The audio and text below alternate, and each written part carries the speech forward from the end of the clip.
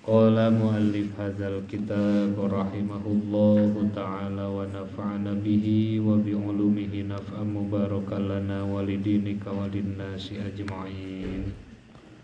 Masih halaman 14,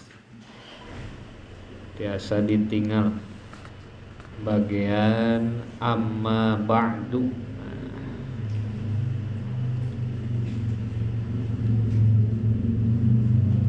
Amma ba'du faqad ruwiya an Aisyata radhiyallahu anha an Rasulillahi sallallahu alaihi wasallam qala haqqul waladi ala walidihi ayyuhsinasmahu wa yuhassina murdi'ahu wa yuhassina adabahu. Amma ba'du faqad ruwiya an Aisyata radhiyallahu anha an Rasulillahi sallallahu alaihi wasallam qala haqqul waladi ala walidihi ayyuhassinasmahu wa yuhassina murdi'ahu wa yuhassina adabahu. Mangga awas sareng arobna. Bismillahirrahmanirrahim. Amma ba'du faqad ruwiya an Aisyata radhiyallahu anha an Rasulillahi sallallahu alaihi wasallam qala haqqul waladi ala walidihi ayyuhsinasmahu wa yuhassina murdi'ahu wa yuhassina adabahu. Bismillahirrahmanirrahim. Amma ba'du, anapun sabada basmalah alhamdulillah sholawat sareng salam. Amma ba'du, anapun sabada basmalah alhamdulillah sholawat sareng salam. Faqad ruwiya, maka nyata tos diriwayatkeun. Faqad ruwiya, maka nyata tos diriwayatkeun. An Aisyata, katampi ti Siti Aisyah radhiyallahu anha. Rodiya mugi maparin ridho saha Allahu Gusti Allah anha kasiti Aisyah. Rodiya muga maparin ridho saha Allahu Gusti Allah anha kasiti Aisyah. An Rasulillahi, katampi ti Kangjeng Rasulullah sallallahu alaihi wasallam. An Rasulillahi, katampi ti Kangjeng Rasulullah sallallahu alaihi wasallam. Sholla, mugi nambihan rahmat saha Allahu Gusti Allah alaihi ka Rasul wasallama sareng mugi nambihan salam Allah ka Rasul. Sholla muga nambihan rahmat saha Allahu Gusti Allah alaihi ka Rasul wasallama sareng mugi nambihan salam Allah ka Rasul. Cobi awaslah logatna sakitu. sareng sadayana.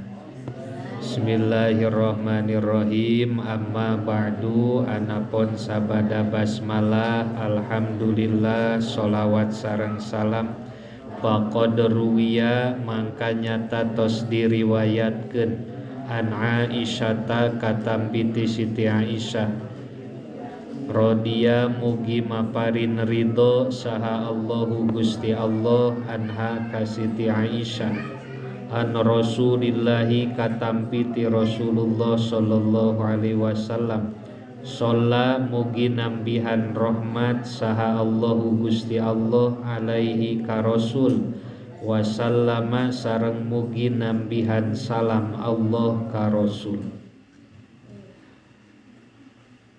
Musonib ngawitan sabada basmalah alhamdulillah sholawat sareng salam ku hiji hadis anu ieu hadis teh diriwayatkeun mana riwayat anu ieu hadis teh katampi ti Siti Aisyah radhiyallahu anha. Ari Siti Aisyah teh garwa Rasul atanapi bojo Rasul anu ditikah ku Rasul nuju parawan keneh. Hiji-hiji garwa Rasul nu ditikah ku Rasul masih parawan nyaeta Siti Aisyah radhiyallahu anha. Anu sering kakuping ku urang mah julukana teh Humairah, anu ngagaduhan kulit merah merona, beureum henteu, bodas teuing henteu, merona we kitu. Maka ku Rasul panggilan sayangna dipanggil ya Humairah, wahai istri anu gaduh kulit merah merona hartosna. Tagarwa Rasul nu ieu seueur ngariwayatkeun hadis margi salah sawios kautamian Siti Aisyah teh dipasihan otak jeung uteukna teh sae. Upami murang kalih macalakan disebatna teh. Harita Rasul ngadugikeun hadis, harita ku Siti Aisyah katalar. Makana seueur para sahabat anu nyanadkeun hadis ka Siti Aisyah radhiyallahu an. Margi mantena salah sawios perawi hadis anu kalintang seueurna. Naon eusi hadisna mangga urang aos ku urang. Qala ngadawuh Rasul hakul waladi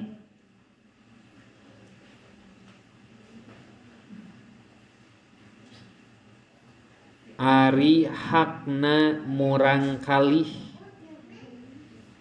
budak anak. Ada bisi paili aya walad aya walid. Lamun walad budak. Hakul waladi ari hakna murang kali ala walidihi wajib ka sepuhna ieu walad. Pami walid orang tua, pami walad budak. Ala walidihi wajib kasepuhna ieu walad.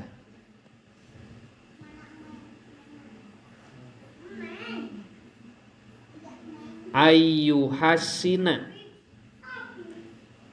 eta yen ngaluskeun ieu walid ismahu kana jenengan walad. Ayyuhasina eta yen ngaluskeun ieu walid ismahu kana jenengan walad. wa yuhassina sareng ngaluskeun ieu walid murdi'ahu ka indung susuna ieu walad.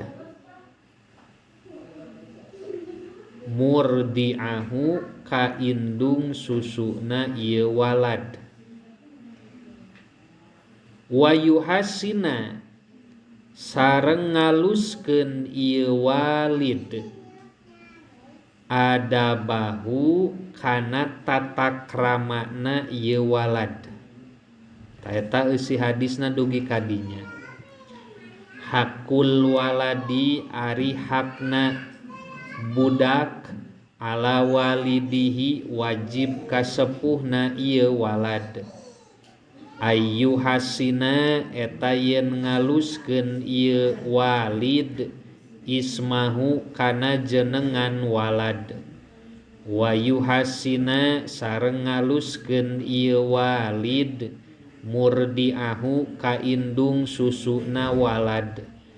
Wa yuhasina jeung ngaluskeun ieu walid adabahu kana tata krama ieu walad. Mangga aos sareng. Bismillahirrahmanirrahim. Qala ngadawuh Rasul hakul waladi ari hakna budak.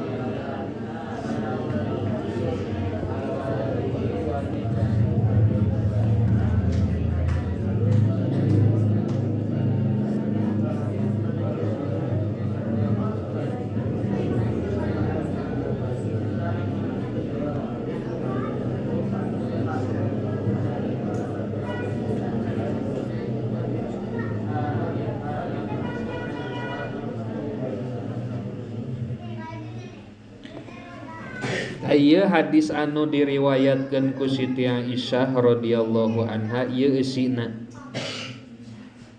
Jadi urang nu janten murang kali ngagaduhan hak tinu janten sepuh urang atanapi engke enjing pageto urang janten sepuh gaduh kawajiban kanggo murang kali urang.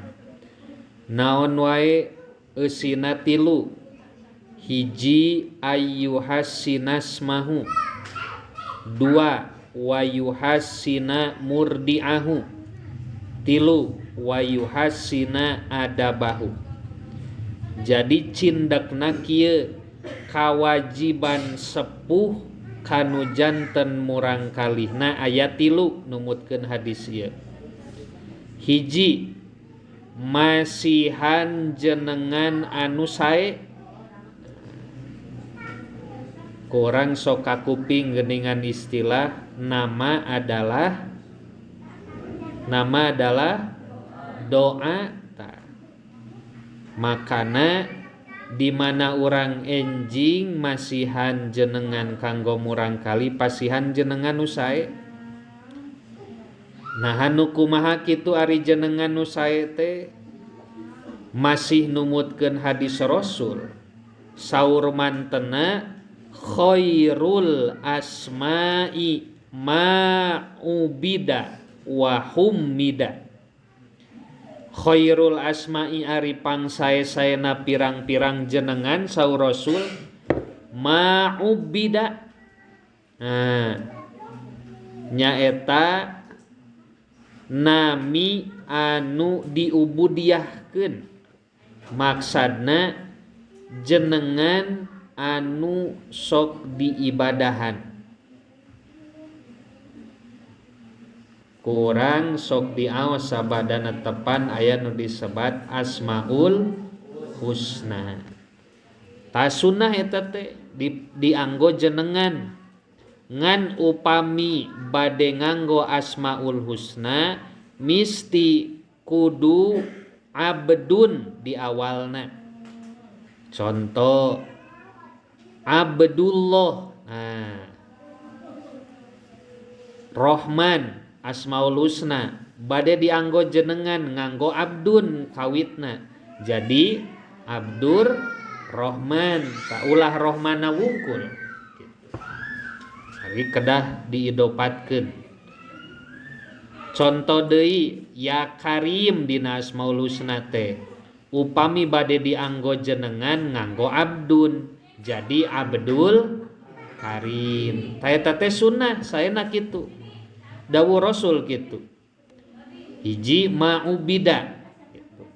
Asmaul Husna dianggo jenengan ngan upami bade dianggo jenengan maka dikawitan kulapad Abdun. Ar-Rahman jadi Abdurrahman, Rohim jadi Abdur Rohim, Karim jadi Abdul Karim, Latif jadi Abdul Latif. Tak gitu. Aya Latif aya? Aya Abduan eueuh. Ganti ngawuduk deui isuk. Abdul Latif kitu saena. Nu kadua wahumida. Nah, diawali anu dipuji. Sari nu dipuji nyaeta Kangjeng Nabi Muhammad. Nah, humida ta Muhammad teh hartosna teh nu dipuji. Sunah nganggo Muhammad jenengan teh. Atanapi Ahmad upami teu Muhammad candak jenengan Ahmad sami eta oge salah sawios nami panggilan Kangjeng Rasul. Aya nu nyebat Ahmad, aya oge anu Muhammad. Bade Muhammadna mangga nu dianggo jenengan urang, bade Ahmadna oge mangga. Eta diantawis nami anu disunahkeun dianggo kanggo murangkali. Pedah bieu ceuk Rasul ayyuh sinasmahu kawajiban nu janten sepuh kanggo murangkali teh nu kahiji masihan jenengan anu sae diantawis jenengan nu sae teh nganggo Asmaul Husna ngan dikawitan kula pada Abdun atanapi nganggo nami Muhammad atanapi Ahmad. Nah, hiji ta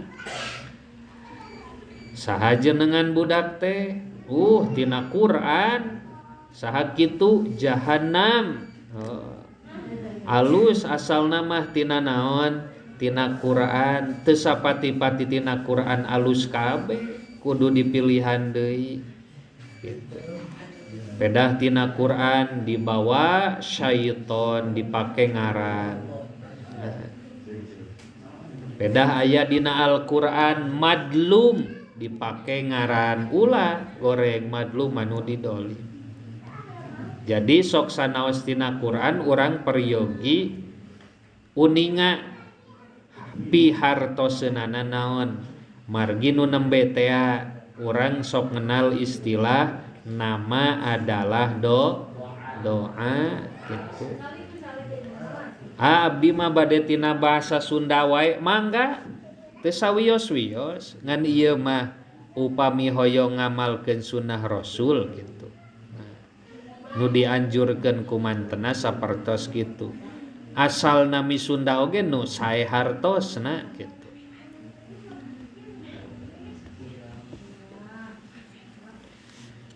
Ucup naon ucup ngaran ucup? Oh, Randy Maulana. Oh, subhanallah. Maulana Yusuf tapaul ka Nabi Yusuf. Diantawis ti jajaran para nabi anu pangkasepna rupina teh. Sehingga cup baheula cup ya keur Nabi Yusuf jumeneng aya hiji ibu-ibu keur nongkrong mun ayeuna mah hareupeun masjid MK meureun kitu. Ucup teh ngalangkung eta teu sadar ibu-ibu neuk teukan ramona sorangan teu karaoseun saking ku terkesima kegantengan ucup. Makana salah sawios anu dianjurkeun upami istri engke enjing nuju hamil atanapi hoyong gaduh putra pameget dawamkeun surah Yusuf gitu. Upami hoyong istri surah Maryam gitu saurna. Nah, eta teh ngawariskeun gaduh murang kali pameget cenah. Upami Maryam istri. Sok eksa ngaran sade. Hah? Nabil. Sa. Nabil naon? Oh, halus. Azhar teh mutiara. Hiji tah kawajiban sepuh kanggo murang kali teh masihan jenengan anu sae. Nu kadua wa yuhasina murdiahu. Nah, masihan mun bahasa urang meureun kieu, masihan asupan giji nu sae gitu. MBG. Wa yuhasina murdiahu teh kan kapungkur mah nuju Rasul masih keneh orok gaduh tradisi di Arab teh sok muruhan ibu-ibu keur nyusuan budakna gitu. Makana nu nyusuan Rasul teh aya 3. Hiji nu janten ibuna saha ibuna Rasul? Siti Aminah. Nu kadua aya nu disebat ibu susuna saha? Halimah As-Sa'diyah. Nu kadua Suwaibah Al-Aslamiyah. Kade sing hafal sekedeng di bulan mulut ya. Nu kahiji nu nyusuan teh ibuna nyaeta Siti Aminah. Nu kadua Halimah As-Sa'diyah. Nu katilu Suwaibah Al-Aslamiyah. Siti Aminah mah ibu teges, ta Suwaibah sareng Halimah mah disebatna murdiah, indung nu nyusuan gitu. Tabaheula tradisi di Arabna sapertos kitu. Teu wungkul disusuan ku nu janten ibuna, aya tradisi muruhkeun awewe sejen keur nyusuan budakna gitu. Wa yuhasina murdiahu. Meureun mun ayeuna mah kitu, mere asupan giji anu sae gitu kanggo murang kalih teh. Syukur saupamina tiasa asi langsung, atuh teu kitu oge anu sepadan gegentosna supaya gijina terpenuhi gitu. Eta nu kadua. Atanapi dicandak mana tebihna naon nyaeta mafarin nafaqah kanu janten murang kalihna gitu. Dua tah. Nu katilu wa yuhasina adabahu. Kawajiban sepuh teh nyaeta ngaluskeun kana tata krama na murang kalih. Nah, ieu judul kitab teh Adabul Alim wal Muta'alim. Jadi henteu terfokus ka urang anu jadi muta'alimna. Di dieu oge musonib masihan wejangan teh keur alimna oge gitu.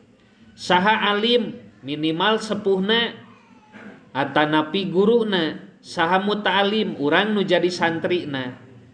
Sehingga ngawitan hadisna dikawitan ku redaksi hadis anu dina lebetna aya kawajiban nu janten sepuh kanggo murang kalih. Posisina berarti sepuh teh alim anu ngawurukan gitu. Kan eta nu gaduh kawajiban pertama kanggo murang kalih mah nu janten sepuh na ngawurukan teh. Sehingga Imam Al-Ghazali dina Minhajul Muta'alimna mantenangan dika di mana urang gaduh murang kalih tos yuswa 4 tahun 4 bulan 4 dinten. Tos kedah dijuruskeun kana didikan agama kanggo bekel anjeunna.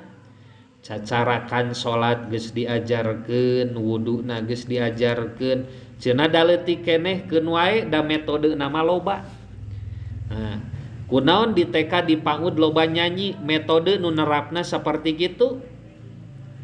So lamun di dieu nu sambara bagian SMA-nya budak SMA guruna jiga keur ngaguruan PAUD daek henteu.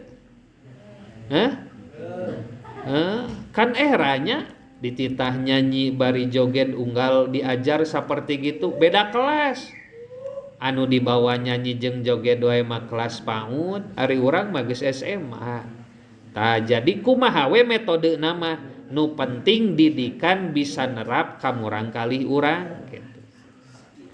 Wa yuhassina adabahu eta nu paling inti nama. Fardu aina, salatna, wuduna, sanes kantena diemutan kunu janten sepuhna. Hiji ta hadis dina muqaddimah musannif nguningakeun salah sawios hadis Rasul.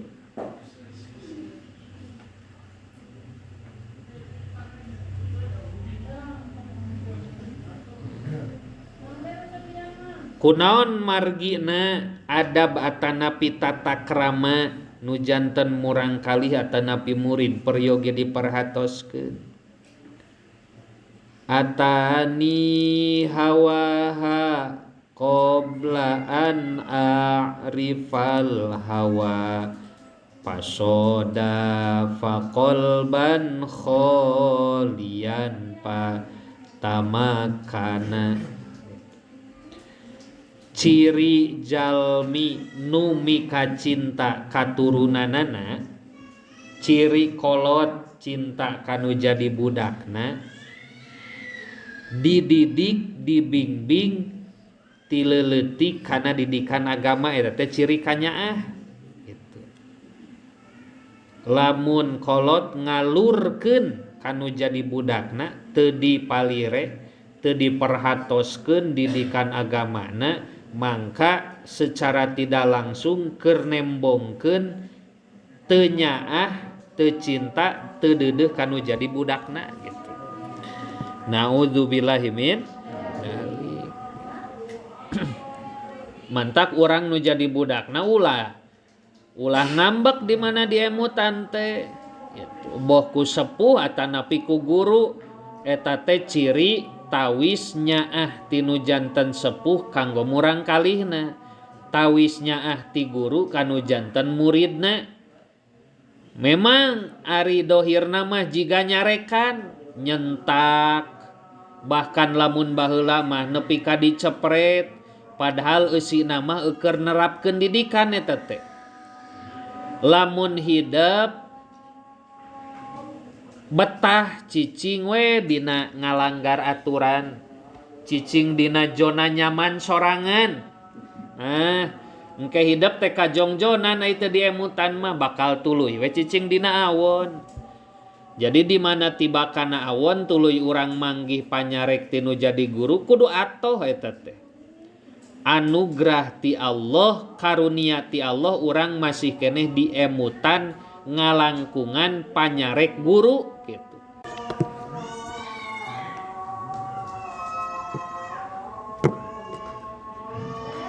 Dilajeng wa ani bani Sirin radhiyallahu anhu kanu yata'allamuna al-huda wa ani bani Sirin sareng katampi ti Ibnu Sirin radhiyallahu an Rodia mugi maparin ridho saha Allahu Gusti Allah anhu ti Ibnu Sirin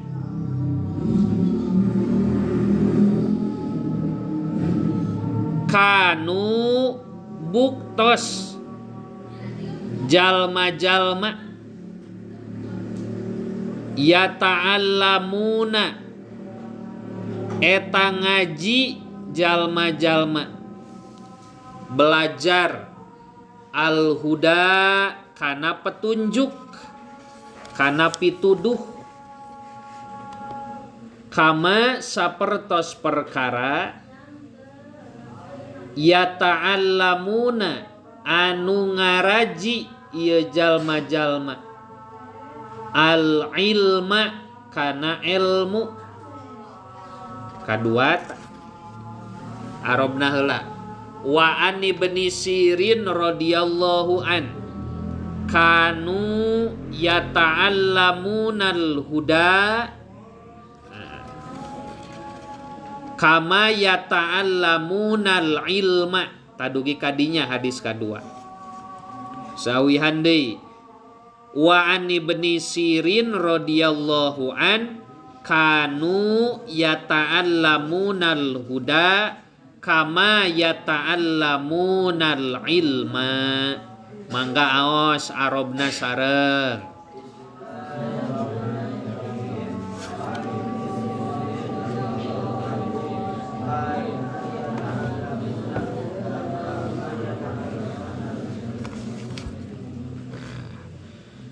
Wa ani beni Sirin sareng katampi ti Ibnu Sirin rodia mugi maparin ridho saha Allahu Gusti Allah anhu ka Ibnu Sirin kanu buktos jalmi-jalmi yata'allamuna eta belajar atanapi ngaraji ieu jalma-jalma al-huda kana petunjuk kama sapertos perkara yata'allamuna nu ngararaji ieu jalma-jalma al-ilma kana ilmu. Hadis nu kadua katampi ti Ibnu Sirin.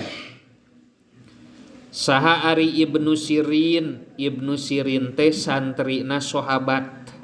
Kurun sabada sahabat naon disebat? Tabi'in.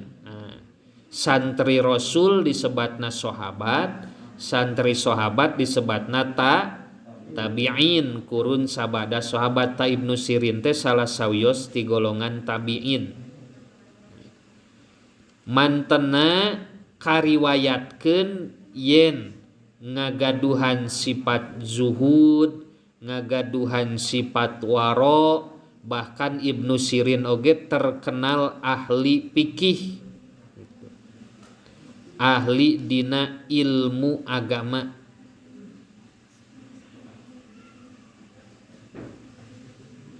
Salah sawios kaunikan Ibnu Sirin nalika ramana nikah sareng nu janten ibuna kasawurkeun dina hiji riwayat yen ibu ramana teh mangrupikeun hiji sosok sahabat Rasul anu nalika nikahna teh dihadiran ampir ku sahabat Rasul anu terpilih wungkul sapertos Sayyidina Abu Bakar ngahadiran kana nikahna Ibnu Sirin Sirin gitu ramana Ibnu Sirin nyaeta Sirin jenenganna.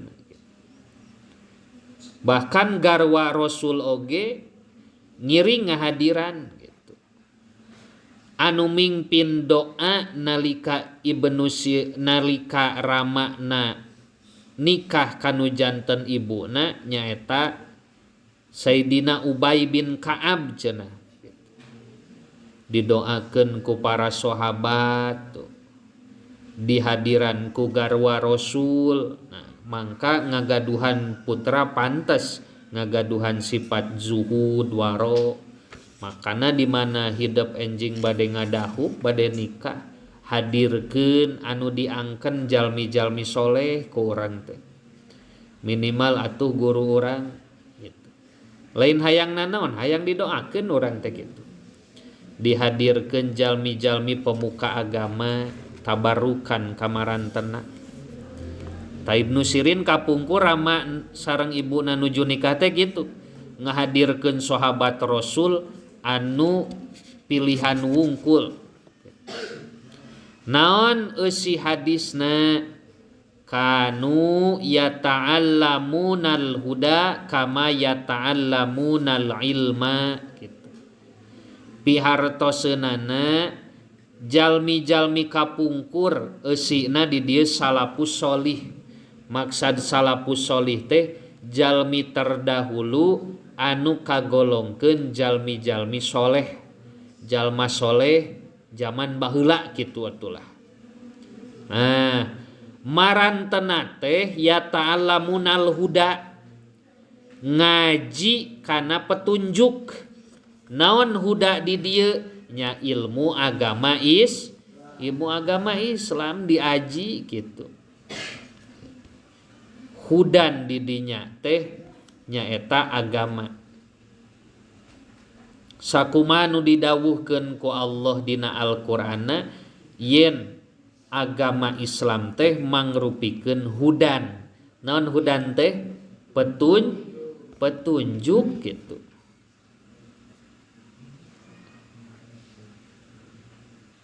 Hudan linnasi wa bayyinati minal huda wal furqan taya hudan. Hudan teh petunjuk nu dimaksad didikan agama Islam. Tabaheula para sahabat, para tabiin, salafus sholih ngaraji kabeh oge gitu. Teu beda kama yata'allamunal ilma. Saperti marantena ngaos kana ilmu gitu.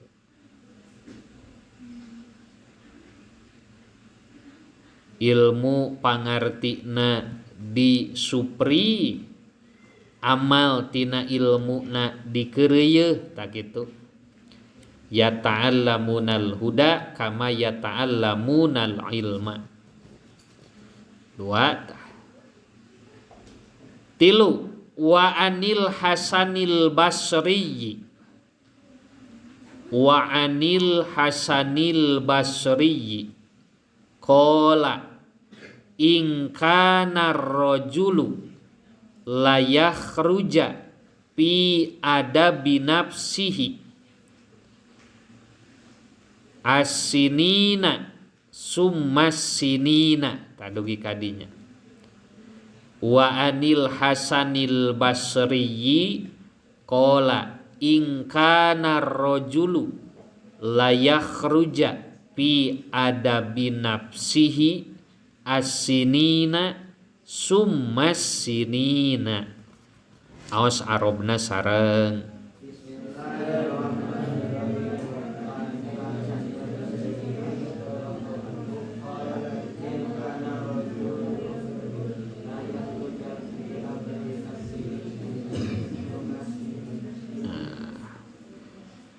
Wa anil Hasanil Basri sareng katampi ti Hasan Al Basri radhiyallahu an. Ari Basri teh eta mah nami daerahna gitu. Hasan orang Basroh gitu. Terkenal Hasan Basri. Qala nyarios Hasan Basri in kana rajulu kana lapad in kana rajulu in kana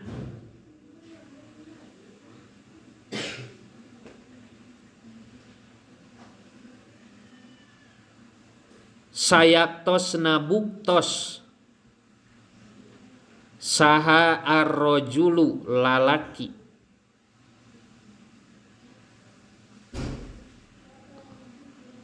layakh ruja eta yakin keluar ieu rajul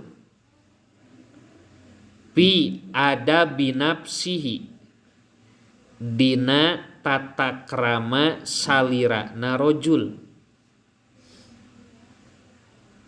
asinina dina pirang-pirang tahun summa sinina teras pirang-pirang tahun.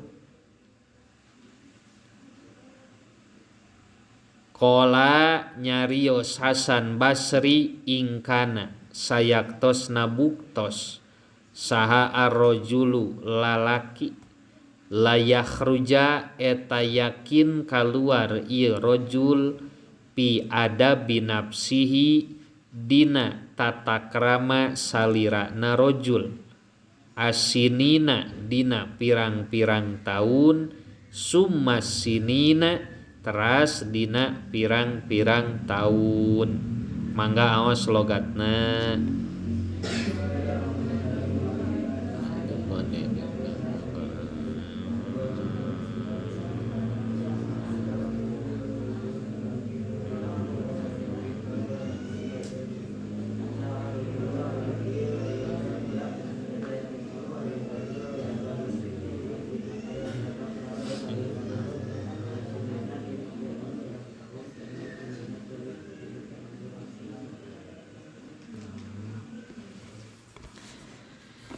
Bismillahirrahmanirrahim. In heula.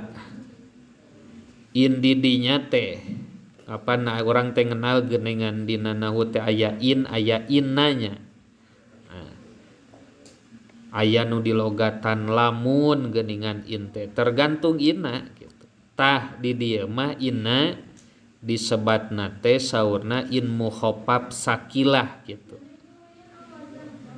Anu diringankeun asalna inna jadi in gitu. Alpiahan weh alpiahan weh nu tadina berat jadi enteng.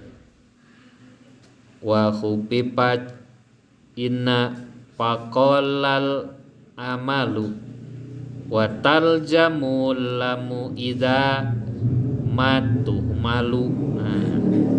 Kedaya in geus we cindak nama in teh asalna innahu gitu. Inna jadi ngalogatana sayaktosna gitu.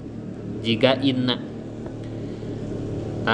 Hiji pamaget ingkana rajulu la yakhruja fi adabin nafsihi. Hiji pamaget kaluar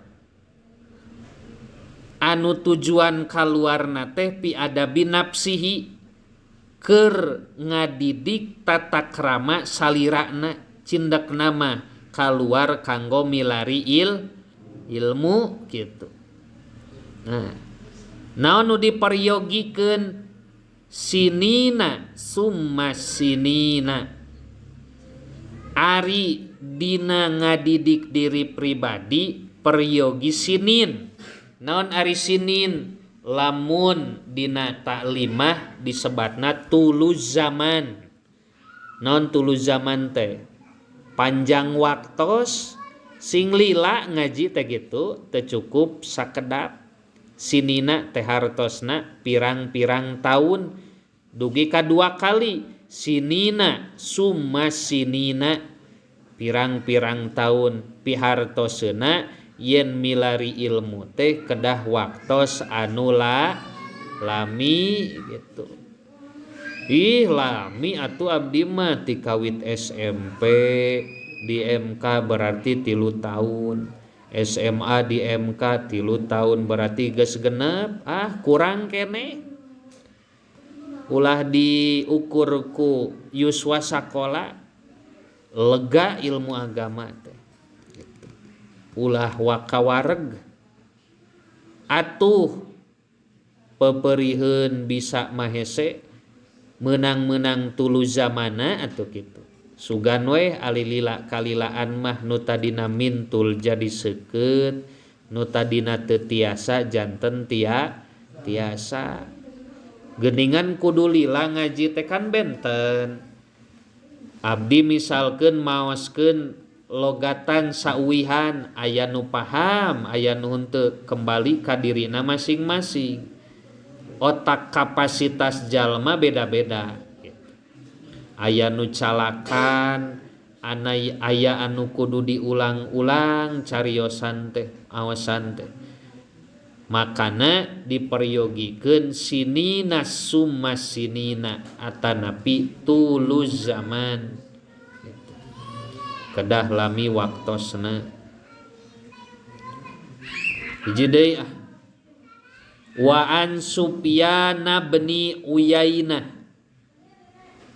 Wa an Sufyan bin Uyainah radhiyallahu anna Rasulullah sallallahu alaihi wasallam huwal mizanul akbar wa alaihi tu'radul asya'u ala khuluqihi wa siratihi wa hudahu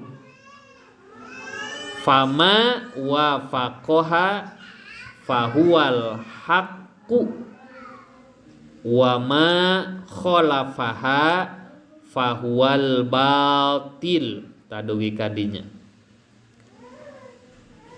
Wa an Sufyan bin Uyainah radhiyallahu anna Rasulullah sallallahu alaihi wasallam huwal mizanul akbaru wa alaihi tu'radul asya'u ala khuluqihi wa siratihi wa hudahu fama wafaqaha fahuwal haqqu wa ma khalafaha fahuwal batilu assalam. Awas arabna sareng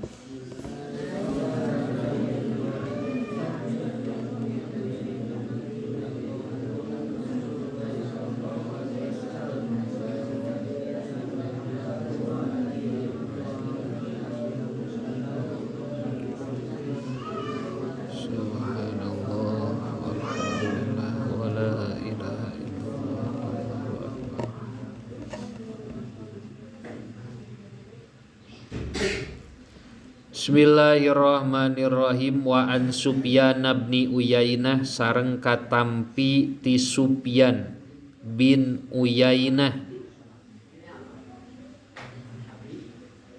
Sufyan putra Uyainah radhiyallahu anna Rasulullah sallallahu alaihi wasallam sayaktosna Kangjeng Rasulullah sallallahu alaihi wasallam huwa ari Rasul eta al mizanu timbangan al akbaru anu ageng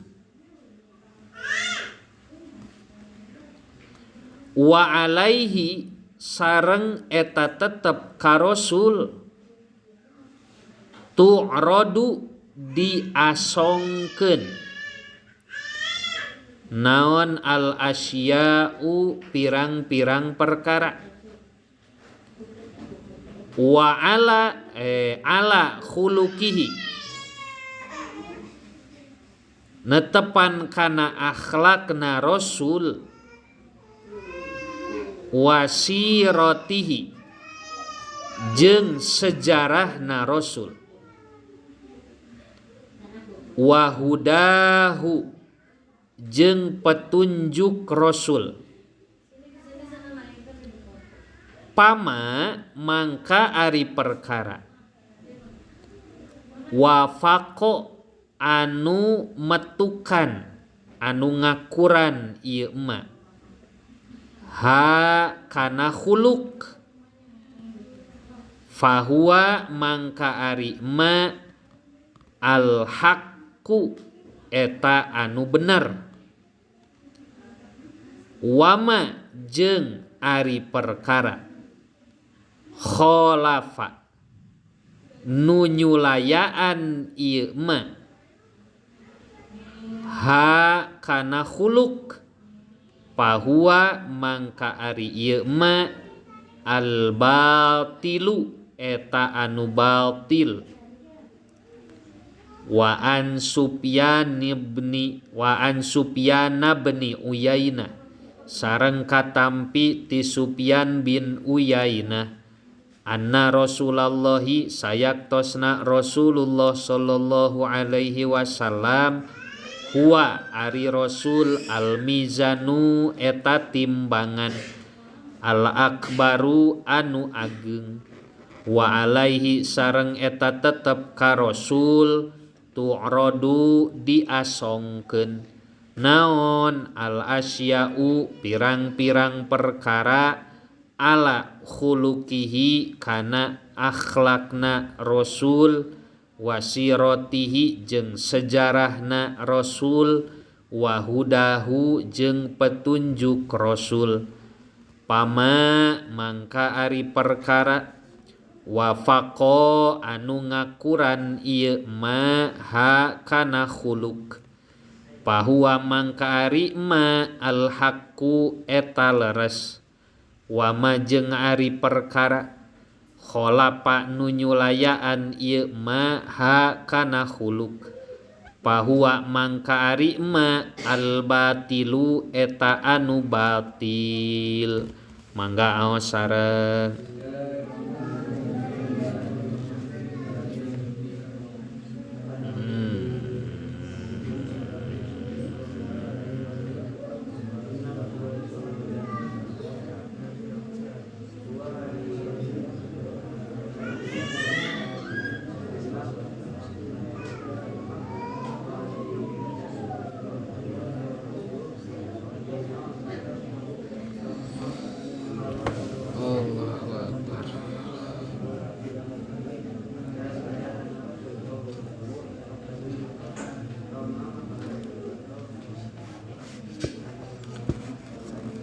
Bismillahirrahmanirrahim. Simpulna wae dina hadis nu salajengna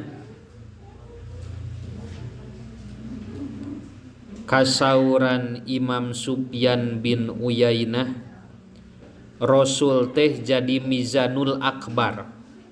Naon ari mizanul akbar? Meureun mun bahasa urang mah Rasul teh jadi barometer, jadi rujukan dina naon, dina mang pirang-pirang tingkah laku, boh dina ucapan, boh dina tingkah lakuna, termasuk dina repehna gitu. Jadi rujukan Rasul teh. Tu'radul asya ala khuluqihi wa siratihi wa hudahu. Sakumaha anu sok kakuping ku urang yen Rasul teh ngagaduhan akhlak nu agung sakumaha dawuh Allah innaka la'ala khuluqin azim. Nalika Allah ngalem kanu janten hambana puji tidat anu qadim kanu janten makhlukna Allah ngalem ka Rasul yen Rasul teh ngagaduhan akhlak tata krama anu sangat mulia sehingga dijantankeun barometer gitu. Tu'radul asya ala khuluqihi wa siratihi wa hudahu. Kumaha nimbang-nimbangnya tinggal timbang. Lamun misalkeun urang sami sareng nu dilaksanakeun ku Rasul boh dina ibadah, boh dina cariosan, atanapi dina akhlak geus teu birek deui pahwal haku, mangka eta cariosan tingkah laku kalakuan urang teh berarti leres sabab nu diturutana saha Kangjeng Rasul. Atuh samulihna wa ma khalapaha pahwal batil, lamun teh mah urang teu nyonto ka Kangjeng Rasul atuh berarti cariosan urang tingkah laku urang teh batil awon gitu. Anu sae nu janten rujukana Rasul, lamun Rasul teu dijadikeun conto berarti eta teh urang tiba kana kaawonan kitu simpulna. Khud adabahu qabla ilmihi, dawuh Imam Malik nalika ayeuna miwarang kanu janten muridna khud adabahu qabla ilmihi cenah kitu. Cokot tata keramana heula samemeh ilmuna gitu. Nah, gitu. Jadi dibaca heula ku urang teh tingkah lakuna sapertos kumaha, cariosanana sae atanapi henteu, kakuping naraos atanapi henteu, lah dah hidup oge tos pada uning mana nu sae mana nu awon cariasan nu pantes jeung nu henteu tos tiasa nimbang-nimbang nyalira lamun urang anu dikaluarkeunana sae berarti eta hakun upami nu dikaluarkeun awon berarti eta batil gitu dua hal anu berlawanan mugi ageng manfaatna sakitu nu tiasa kadugikeun wa an Habib bin Syahid radhiyallahu an wallahu a'lam bissawab rabbil fa'na bima'ana bi alimna alladhi